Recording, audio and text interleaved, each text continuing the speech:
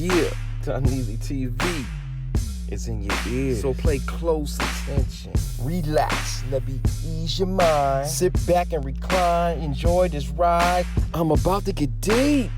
You're now tuned in to Doneasy TV. Doneasy TV.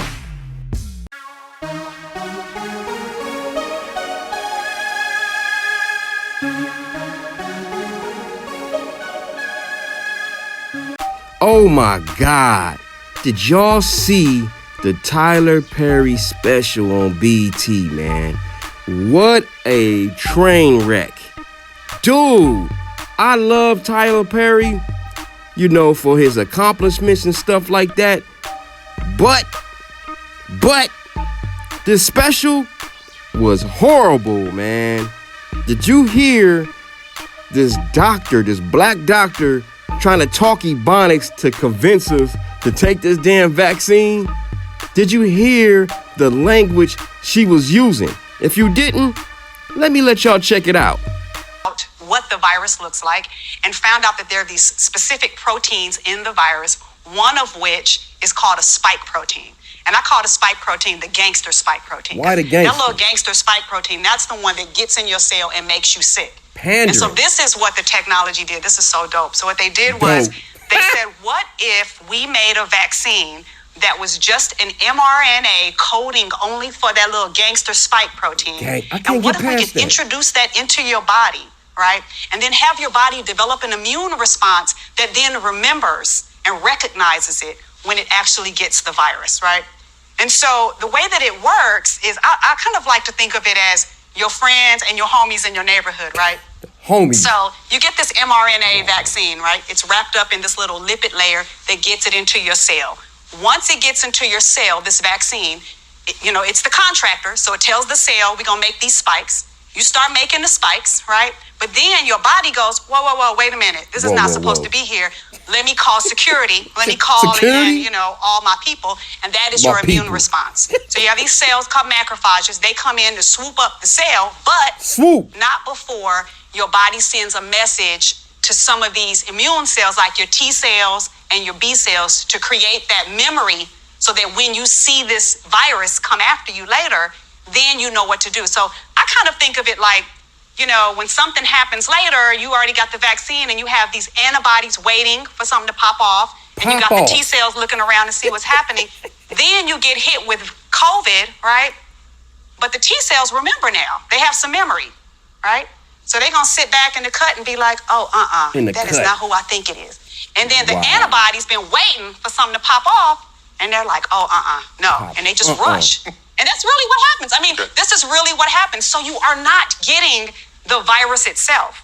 You are getting the little contractor that comes in. That's enough. Tells you to make these spikes, right? Wow, dog. Wow.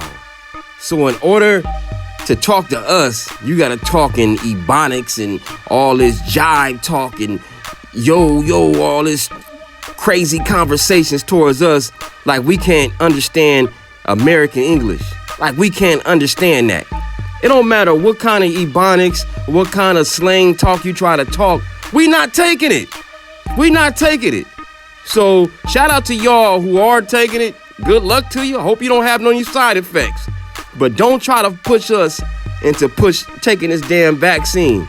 It's not gonna happen, man. So y'all can will out Tyler Perry, Will Smith, whoever. I ain't saying Will Smith did it. I'm just naming celebrities that got, clout and try to tell us to take this vaccine. It ain't gonna happen. We have a long history of being treated like lab rats. And if you don't believe me, let me drop some receipts then.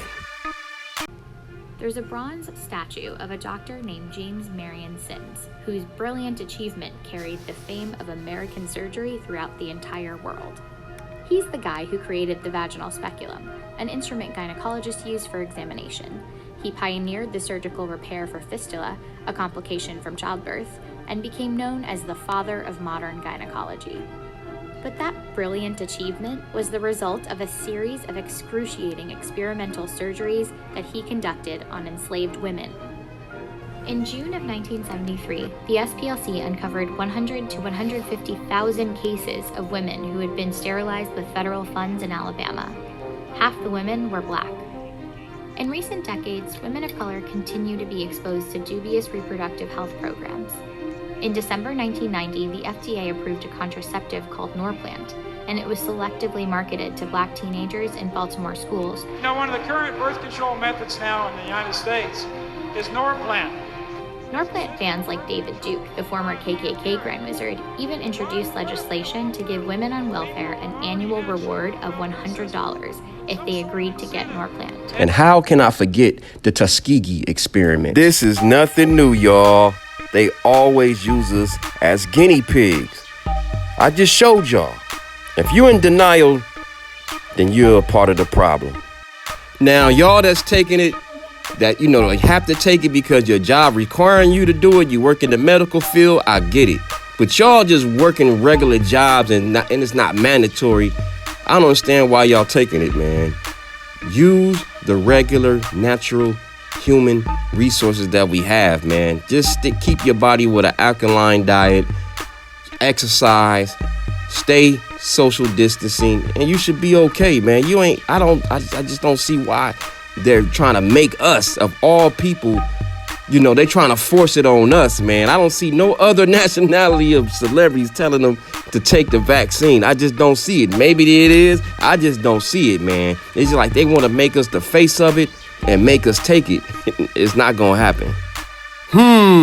So I wonder what other next celebrity they're going to wheel out to try to make us take this vaccine that's going to make it look so glamorous to take this vaccine.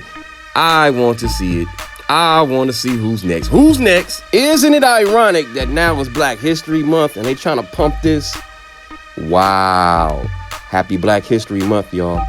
Subscribe, like, comment to Don Easy TV.